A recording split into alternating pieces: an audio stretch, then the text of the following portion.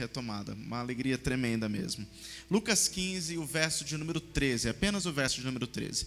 Diz assim: não muito tempo depois, o filho mais novo reuniu tudo o que tinha e foi para uma região distante. E lá desperdiçou os seus bens vivendo irresponsavelmente. Amém? Fica com sua Bíblia aberta aí, feche seus olhos em nome de Jesus. Espírito Santo, fala conosco nessa noite, ministra os nossos corações. Não aquilo que nós queremos ouvir, mas fala o que precisamos ouvir, nos confronta, nos corrige, nos dá refrigério, enfim. O Senhor conhece o que verdadeiramente precisamos. Então fala conosco, clamamos assim no nome de Jesus. E cada mente seja levada cativa a Cristo. É o que oramos e já agradecemos no nome de Jesus. Amém e amém, Jesus. Amém, queridos? Amados, o capítulo 15 do Evangelho de Lucas é um capítulo fantástico. Ele traz nele 3 parábolas que nos apresentam a graça de Deus. Fala diretamente de coisas que estavam perdidas e foram achadas. E neste texto especificamente ao qual nós lemos, fala a respeito do filho pródigo. O filho pródigo talvez seja uma das mensagens mais conhecidas da Bíblia. Fala daquele jovem que era filho de um senhor de terra, ou seja, de um fazendeiro, que ele pede para seu pai a parte dele da herança, e ele então recebe essa herança, e depois de alguns dias ele parte daquela terra e vai para uma terra distante. Em umas versões mais contemporâneas da Bíblia fala de outro país, e nós podemos entender que realmente naquela linguagem falava de algo realmente muito distante, pois sairia na verdade do raio de visão do seu pai e até de conhecimento de seu pai. E ele vai até aquele lugar e vive então uma experiência muito diferente daquela que ele imaginou.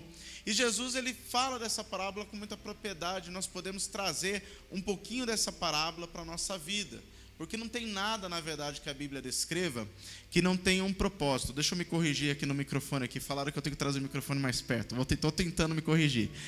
Enfim, a Bíblia nos mostra que tudo aquilo que foi escrito tem um propósito. Não está ali por acaso. Paulo, sabendo disso, escreveu em Romanos 15, verso 4, que pois tudo que foi escrito no passado foi escrito para nos ensinar, de forma que por meio da perseverança e do bom ânimo procedentes das Escrituras, mantenhamos nossa esperança. Ou seja, Paulo está falando para a igreja de Roma e fala para a igreja dos nossos dias hoje, que tudo aquilo que foi escrito aqui, tudo que foi registrado na palavra de Deus, seja hoje no conjunto que nós temos, Antigo Testamento e Novo Testamento, há um propósito claro de manter a nossa esperança naquilo que Deus determinou, na esperança que há uma salvação para aquele que crê, na esperança que ele que veio e morreu na cruz e subiu aos céus voltará, na esperança que ele continua escutando as nossas orações, que ele continua olhando e cuidando de nós. Então a palavra ela é muito clara a respeito disso, que nós não temos uma esperança humana, como diz no ditado, que a esperança é a última que morre, porque na verdade a nossa já morreu e ressuscitou no 3º dia.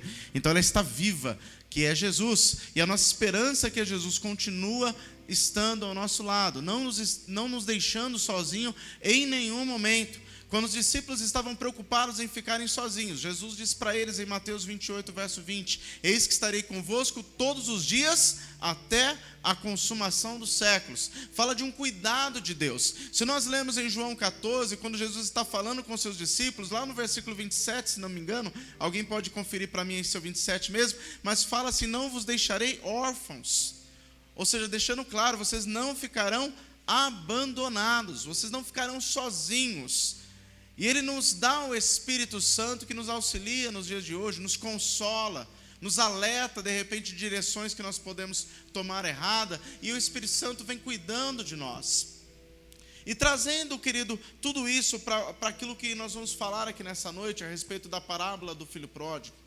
O que eu gostaria de começar falando contigo é que nós devemos tomar cuidado com aquilo que nós desejamos.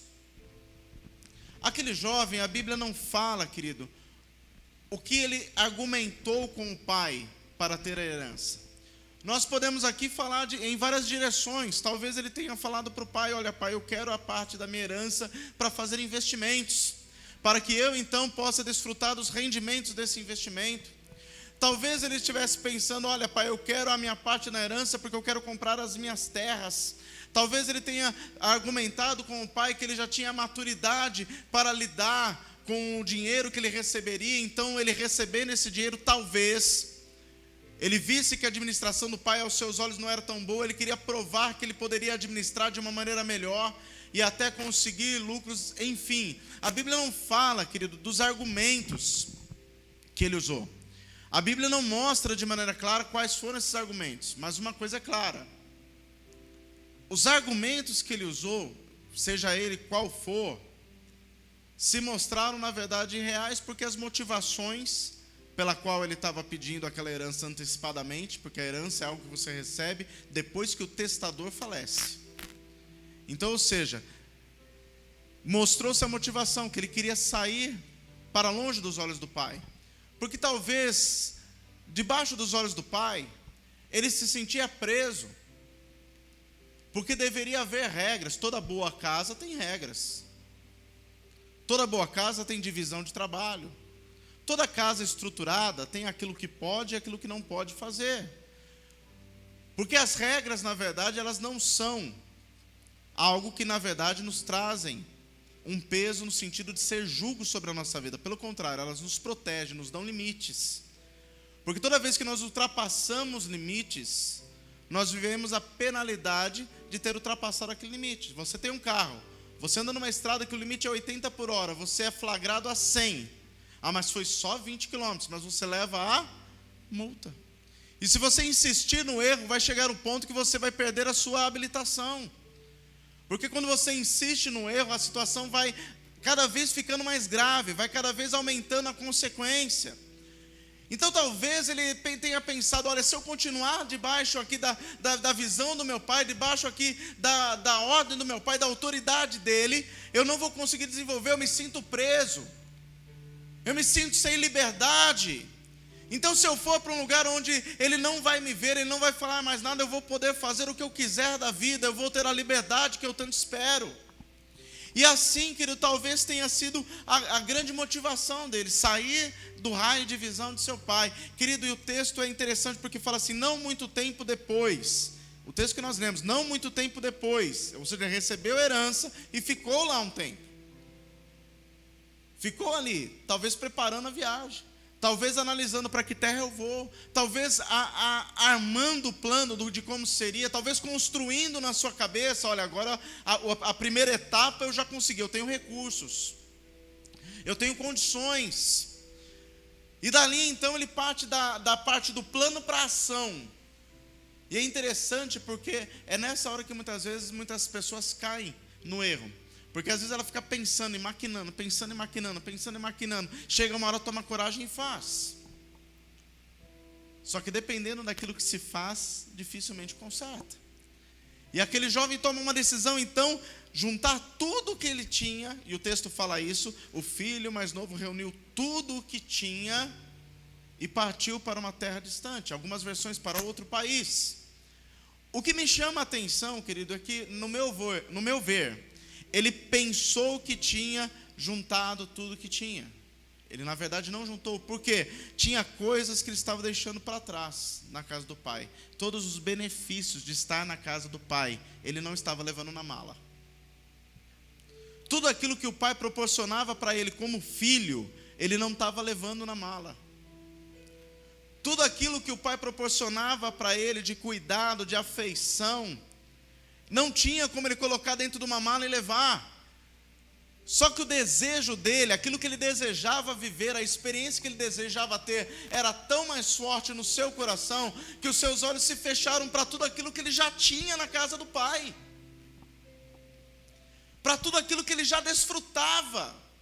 E ele então toma essa decisão, e o texto termina dizendo: e foi para uma região distante. Querido, a distância de Deus nos leva a desperdiçar tudo. Todo homem e mulher que tem uma ciência de quem é Deus, todo homem e mulher que já teve uma experiência com o Senhor, todo homem e mulher que já reconheceu a Cristo como Salvador, todo homem e mulher que já foi tocado de alguma maneira pelo Espírito Santo, todo homem e mulher que já viveu experiências sobrenaturais com Deus, quando tenta se afastar de Deus, vive um tempo de desperdício, vive um tempo de percas, vive um tempo de prejuízos. Querido, o texto continua dizendo, e lá desperdiçou os seus bens vivendo irresponsavelmente. Querido, pessoas que se afastam de Deus sem perceber, acabam desperdiçando os seus recursos. Começam então, querido, muitas vezes, por conta dos próprios desejos, a fazerem péssimos negócios, a fazerem péssimos investimentos, porque já não tem o discernimento que tinha antes, já não tem a orientação que tem antes, porque não abre mais os ouvidos para nenhuma orientação, não presta atenção a mais ninguém que queira ajudar, e acaba indo numa direção praticamente que é de abismo, acaba fazendo maus negócios, acaba pegando até o que tem, e jogando no lixo muitas vezes. Quantas vezes você vê pessoas que têm até uma vida estabilizada com Deus, mas se afastam e de repente vão de abismo em abismo, abismo em abismo, e só vai caindo, só vai... Ah, pastor, então Deus é mau? Não, Deus não interfere nas nossas decisões. A questão é que o salmista escreveu bem, que um abismo gera outro abismo. A Bíblia nos mostra muito a respeito de conselhos e a importância deles. Por quê? Porque nós precisamos de orientação. Nós temos uma fase na vida, aquela fase da adolescência, sabe? 12 a 17, a 30, a 40, a 50 e a 60, que a gente pensa que sabe tudo.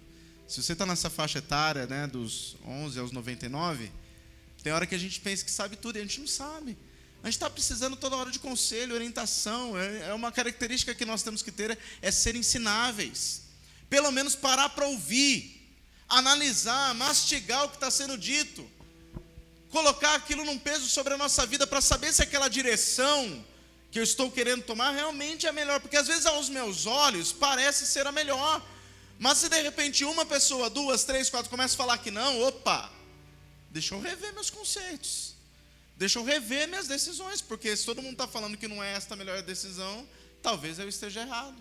Talvez não seja a melhor decisão, talvez eu deva rever, mas às vezes por conta do afastamento de Deus, a mente se fecha, o coração se fecha, os olhos se fecham, os ouvidos se fecham, querido, e a pessoa acaba desperdiçando os bens.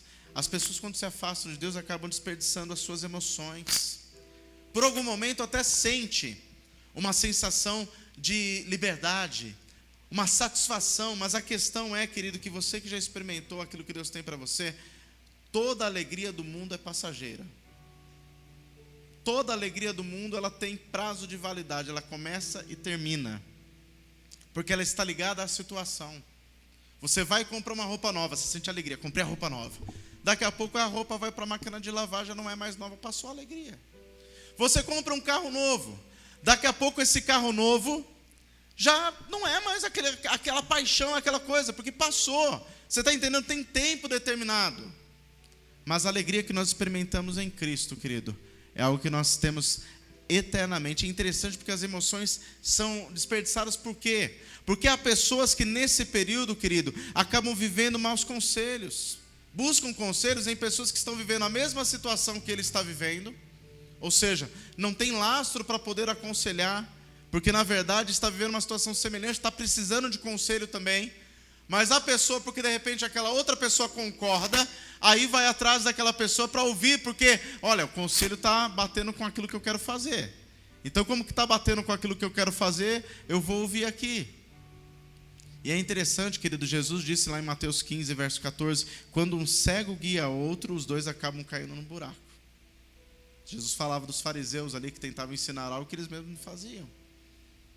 Essa pessoa que desperdiça muitas vezes suas emoções, querido, acaba se associando a pessoas assim. E Paulo já escreveu lá em 1 Coríntios 15, não se deixe enganar, as más companhias corrompem os bons costumes. Tem um ditado popular que diz assim, diga com quem andas e te direi quem és. Tem um certo fundamento. Então, ou seja, é algo que nós temos que prestar atenção, querido, porque se a gente se afasta de Deus, se afasta dos olhos do Pai, como esse jovem se afastou, você desperdiça muitas vezes seus sonhos, porque você troca sonhos por ilusões, e você passa a colocar toda a sua força para tentar realizar as ilusões que são apresentadas diante dos seus olhos. Quantos amigos, entre aspas, devem ter se aproximado daquele jovem porque ele tinha recursos financeiros, e promoveram festas, e fizeram orgias, e fizeram tudo mais, apresentando um monte de ilusões e um monte de situações que aos olhos deles era a melhor direção. E aquele jovem de repente trocou os sonhos que ele tinha desde o início lá com seu pai pequeno por essas ilusões. E o pior, querido, quando nós se afastamos de Deus, nós perdemos tempo, desperdiçamos tempo. Querido, algumas verdades sobre o tempo para você entender. A primeira delas, você não antecipa o tempo. Você não consegue viver amanhã, você só vive hoje. Você não consegue antecipar a semana que vem. Você não consegue antecipar o mês que vem. Você não antecipa o tempo. Outra verdade do tempo, querido, é que você não tem como voltar atrás no tempo. Você não tem como voltar ontem. Você poderia até, nesse momento, estar querendo, como eu queria voltar ontem e consertar o que eu fiz. Né? Para você que engordou na quarentena, você, com certeza, como queria voltar lá atrás e não ter comido tanto. Mas calma, faz exercício, faz dieta que você consegue. Amém? Não tem como voltar atrás. E uma coisa é certa sobre o tempo, querido, nós temos apenas o presente. É interessante esse nome, né? Presente. Nós devemos enxergar o hoje como uma dádiva de Deus. E buscar em Deus viver da melhor maneira possível este presente. Porque este presente, ele é fruto daquilo que eu vivi ontem. Talvez não seja o melhor fruto. Mas aquilo que eu fizer nesse presente pode ser a semente para que o meu amanhã seja melhor do que eu estou vivendo hoje. Por isso que o salmista escreveu no Salmo 90, verso 12: Senhor, ensina-nos a contar os nossos dias, a fim que alcancemos então um coração sábio. Ou seja, debaixo da orientação de Deus. E infelizmente muitas pessoas, querido, por conta de se afastar de Deus, desperdiçam toda a sua juventude. E às vezes acordam quando já está lá na frente. Em Provérbios, capítulo 1, querido, e eu não vou ler aqui porque o texto é longo, mas eu gostaria muito que você investisse um tempo e lesse Provérbios 1. Provérbios 1 fala insistentemente, para que nós venhamos dar ouvidos às palavras de sabedoria. Fala insistentemente, para nós darmos ouvidos a conselhos, para nós colocarmos realmente aquilo que nós estamos aprendendo em prática. Fala insistentemente para nós termos um posicionamento. Mas também no mesmo capítulo 1 de Provérbios, fala das consequências daqueles que rejeitam essa orientação, daqueles que rejeitam essas palavras de sabedoria, daqueles que rejeitam esses conselhos. Falam do fim catastrófico, desastroso, daqueles que rejeitam essas palavras. E o final, lá no último versículo, fala: mas aqueles que dão ouvidos, esses estão seguros. Então, querido, reflete na verdade para a gente parar e começar a perceber aquilo que Deus tem falado para nós nesse tempo que se chama hoje. Em Lucas 15, se você estiver com sua Bíblia aberta ainda, no versículo 14 em diante, presta atenção, diz assim, acompanha na sua Bíblia, eu leio aqui: o rapaz já havia gastado tudo quando houve uma grande fome naquele país, e ele começou a passar necessidade. Então ele procurou um dos moradores daquela terra e pediu ajuda. Este o mandou para a sua fazenda a fim de tratar de porcos. Ali, com fome, ele tinha vontade de comer o que os porcos comiam, mas ninguém lhe dava nada. Poderíamos dizer, numa linguagem popular, que ele desceu ladeira abaixo. Mas na verdade foi a consequência dele não dar ouvidos. Você já pensou quantas vezes ele chegou para o pai: pai, me dá minha parte da herança? E o pai: calma, filho, você tem tudo aqui, para que você quer agora? Você já pensou quantas vezes ele estava almoçando, fez lá um café, pai, trouxe um café para o senhor, tudo, pai, e aquele lance da herança? Vai rolar? E o pai: filho, o que você precisa? Eu compro para você, você já está aqui. E ele não deu ouvidos. E querido, Deus tem falado conosco nesses dias.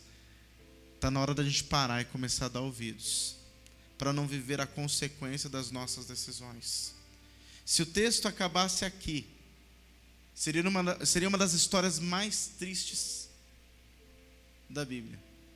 Mas graças a Deus que depois desse ponto final tem uma continuação no versículo 17. E como começa o versículo 17 é tremendo, porque começa com a seguinte expressão: caindo em si. Caindo em si. Ele desperta. ele tem ali naquela hora uma consciência do seu estado, do ponto que ele tinha chegado. Ele começa a se lembrar que na casa do pai dele, os empregados viviam uma vida melhor do que a vida que ele estava vivendo. Os empregados comiam melhor do que ele, porque ele estava com vontade de comer a comida dos porcos e ninguém dava nada para ele, ou seja, ele estava passando fome. Ele cai em si, daí ele começa então fazendo um discurso, treinar um discurso para voltar e falar com o pai. Querido, é interessante, porque ele volta para a casa do pai. O pai o recebe, não como empregado, como ele tinha planejado no seu discurso, mas o recebe como filho. Sabe por quê, queridos? Presta atenção. O pai não deixa de ser pai. Deus é pai, não é padrasto. Deus é pai, não é patrão. Deus sempre vai ser pai. Ah, pastor, então eu tenho tempo para fazer experiência, eu vou, então na hora que eu cair em si eu volto. Aí, querido, se você pensar nessa linha, o Espírito Santo me lembra do pastor Levi Mesquita. É um pastor lá da cidade de Sorocaba, já senhor. Foi meu líder de louvor em 91, meu primeiro líder de louvor, 1991. Tem gente aqui que nem nasceu nessa data.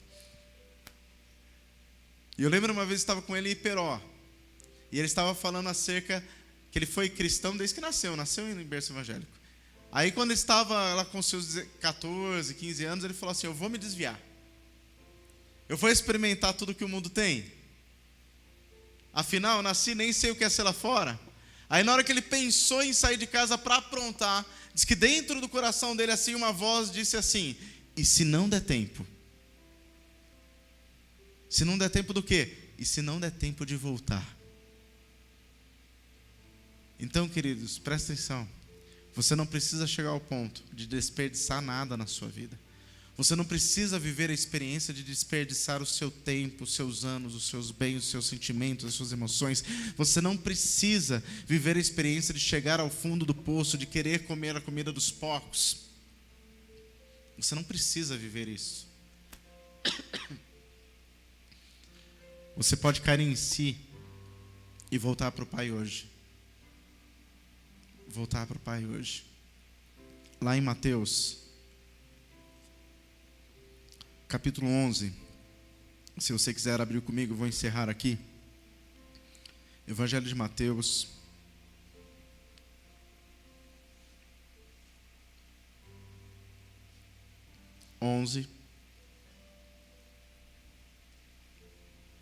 e o verso de número 28. Jesus disse para mim e para você: vinde a mim, todos que estáis cansados e sobrecarregados, e eu vos aliviarei. Tomai sobre vós o meu jugo, e aprendei de mim, porque sou manso e humilde de coração, e acharei descanso para as vossas almas. Porque o meu jugo é suave, e o meu fardo é leve. A única coisa que nós precisamos é vir até Ele. Talvez você se sinta como um filho pródigo. Ah, mas eu não sou merecedor. Ah, eu não tenho condições de chegar até Ele. Ah, eu sou menor. O filho pródigo também. Na minha visão, ele chegou naquela estrada da fazenda lá, se sentindo o pior dos caras, por tudo que ele havia feito, por tudo que ele havia perdido. Mas o pai o recebeu como filho. Como filho. E a Bíblia diz que ele recebeu vestes novas. Ele recebeu sandálias para os seus pés. E ele recebeu um anel em seu dedo. Ou seja, o pai o recebeu como filho. Da mesma forma que o pai te recebe, querido, se você quiser. Feche seus olhos em nome de Jesus.